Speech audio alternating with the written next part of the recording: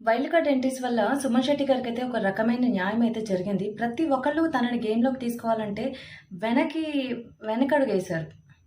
Wild card entries వల్ల సుమన్ శెట్టి గారికైతే చాలా వరకు న్యాయం జరిగిందనిపిస్తుంది. ఎందుకంటే ప్రతి ఒక్కళ్ళు తనని టీమ్‌మేట్ చేసుకోవడానికి చాలా వెనకడుగేశారు. ప్రతి ఒక్కరు సుమన్ శెట్టి గారి హైట్ ప్రాబ్లమ్ వల్ల కానివ్వండి, తన పేషెన్సీ లెవెల్స్ వల్ల కానివ్వండి, తనని చాలా వరకు అవాయిడ్ చేశారు. ప్రతి ఒక్కళ్ళు టీమ్ అయిపోయారు. కానీ సుమన్ శెట్టి గారికి మాత్రం ఒక రకమైన సపోర్ట్ అయితే దొరికింది. నిన్న పెట్టిన ఆయన నామినేషన్స్ పాయింట్స్ కూడా చాలా కరెక్ట్‌గా అనిపించాయి. తనుష చెప్పిన పాయింట్స్ అయితే చాలా రాంగ్ అనిపించింది సుమన్ శెట్టి గారికి.